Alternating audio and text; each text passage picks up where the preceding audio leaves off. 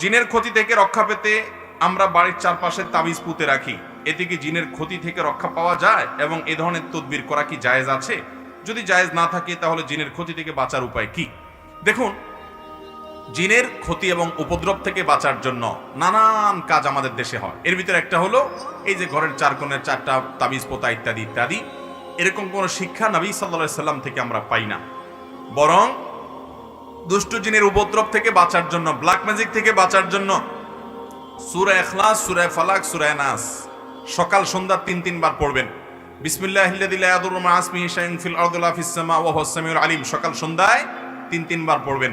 হাসবিয়াল্লাহু লা ইলাহা ইল্লাহু আলাইহি তাওয়াক্কালতু ওয়া রাব্বুল আরশিল আযীম সকাল সন্ধ্যায় ৭ বার করে পড়বেন। আয়াতুল কুরসি পাঠ করবেন। যখনই বাসায় ঢুকবেন বিসমিল্লাহ বলে ঢুকবেন। শুধু আপনি একা ঢুকলে হবে না, যত মানুষ বাসায় ঢুকবে সবাইকে বলবেন বিসমিল্লাহ বলে ঢুকতে। হাদিসে আসছে বিসমিল্লাহ বলে ঢুকলে শয়তান সাথে ঢুকতে পারে। এবং টয়লেটে যতবার যাবেন দোয়া পড়ে যাবেন, বের হওয়ার সময় দোয়া পড়ে বের হবেন। টয়লেটের দরজা বন্ধ করে রাখবেন, ওটা দুষ্ট জিনের বা শয়তানের থাকার জায়গা।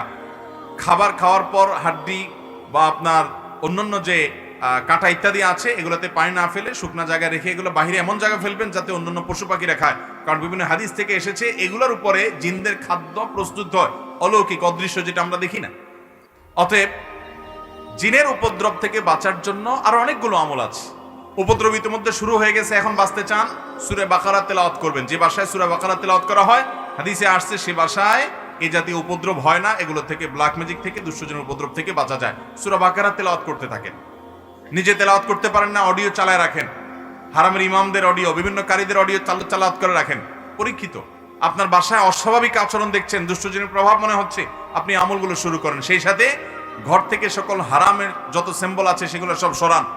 এভাবে আপনি যখন দায়িত্বশীল আচরণ শুরু করবেন ইনশাআল্লাহ বিইذনিল্লাহ জিনের উপদ্রব দূর হতে বাধ্য।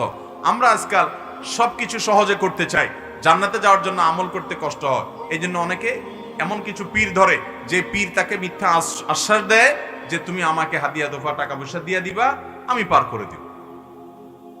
ঠিক একইভাবে আমাদের নবী সাল্লাল্লাহু আলাইহি সাল্লামের কাছে কেউ কোনো সমস্যা নিয়ে গেলে তিনি আমল শিখাই দিতেন। আমরা চিন্তা করি আমল করা তো কষ্টের, তার চাইতে হুজুর একটা তাবিজ লিখে দেখ, বাস কাহিনী খতম। অতএব আমরা আমল করবো তো ইনশাআল্লাহ, সকাল সন্ধ্যার আমলগুলো করবো ইনশাআল্লাহ, তাহলে হেফাজত করবেন।